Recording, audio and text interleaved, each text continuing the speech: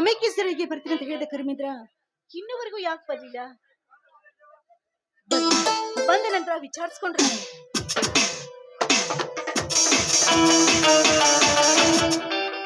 Hello hello Roopa, ಹೋಗ್ರಿ, ನನ್ನ ಜೋಡಿ ಮಾತಾಡ್ಬೇಡಿ. ಬರೋದಕ್ಕೆ ಯಾಕೆ ಇಷ್ಟೊಂದು ಲೇಟ್ ಮಾಡಿದ್ರಿ? I am very sorry Rupa. ನಾನೇನು ಬೇಗ ಬರ್ಬೇಕಂತ ತುಂಬಾ ಪ್ರಯತ್ನ ಪಟ್ಟೆ. ಆದ್ರೆ ನಮ್ಮ ತಂದೆಯವರು ನನಗಾಗಿ ಒಂದು ಹೆಣ್ಣನ್ನು ನಿಶ್ಚಯ ಮಾಡಿದ್ದಾರೆ. ಅವಳನ್ನೇ ಮದುವೆಯಾಗಬೇಕಂತ ಹಠ ಹಿಡಿದ್ರು.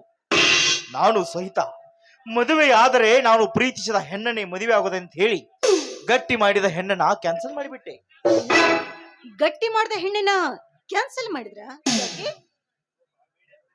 ಹೌದು ರೂಪಾ, ನೋಡು, ವೀಣೆ ನ್ಯೂಟಲು ತಂತಿ ಬೇಕೆ ವಿನಃ ದಾರದ ಎಳೆಗಳಲ್ಲ.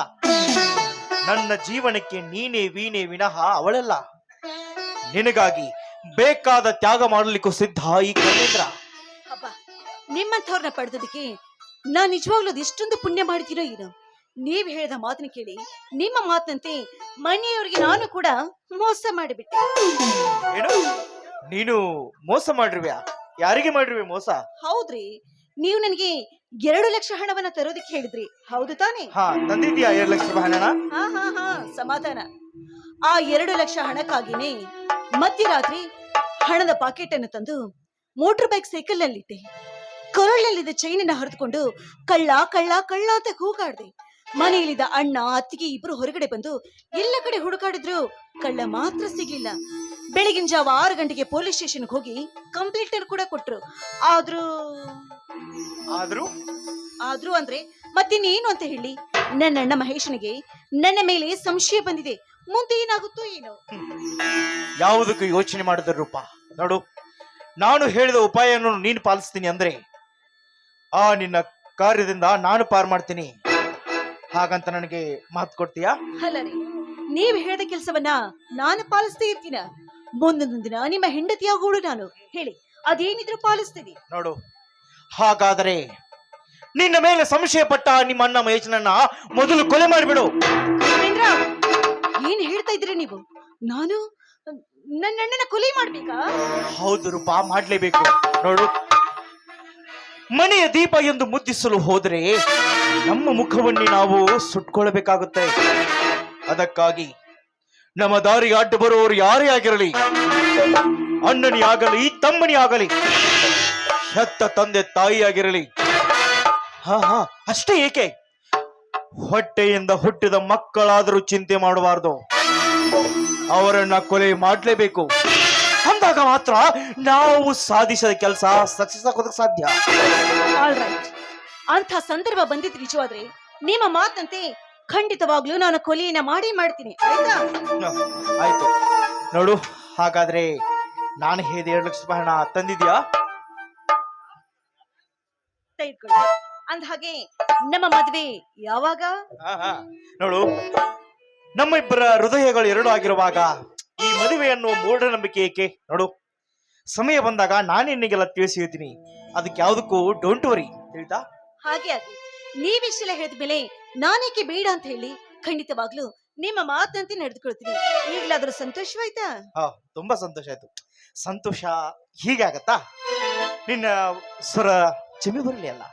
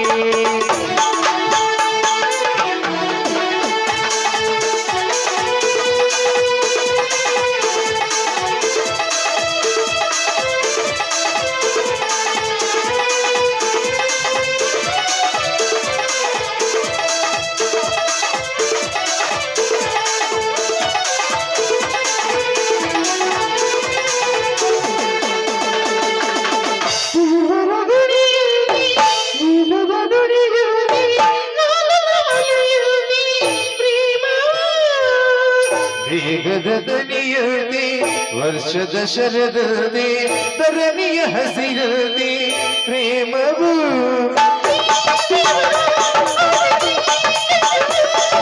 ಈ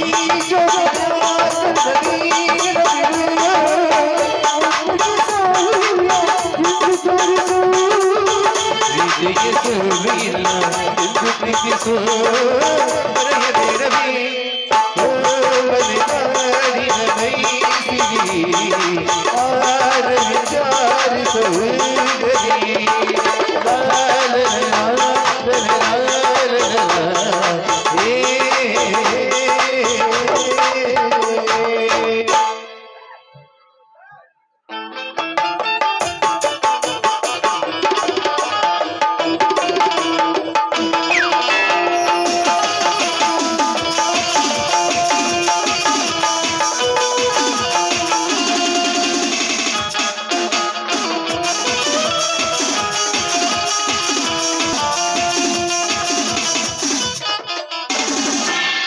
ಹೋಗು ರೂಪ ಹೋಗು.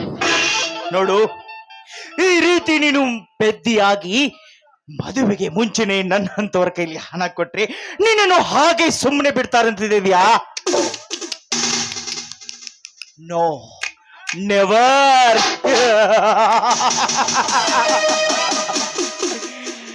ನಿನ್ನ ಕೈಯಿಂದ ಹಣವನ್ನು ಸ್ವೀಕರಿಸಿ ಕಟುಕ ಕುರಿಯನ್ನು ಕತ್ತರಿಸುವ ಮುಂಚೆ ಅದಕ್ಕೆ ತಿನ್ನಿಸಿ ಉಣ್ಣಿಸಿ ಮುದ್ದಿಸಿ ಆ ನಂತರ ಅದನ್ನು ಕತ್ತರಿಸುತ್ತಾನೆ. ಅದೇ ರೀತಿ ನಿನ್ನನ್ನು ಸಹಿತ ಪ್ರೀತಿಸಿ ಮೋಹಿಸಿ ಮುದ್ದಿಸಿ ಆ ನಂತರ ನಿನ್ನ ಪರಲೋಕಕ್ಕೆ ಪಾರ್ಸಲ್ ಮಾಡೋದೇನೆ.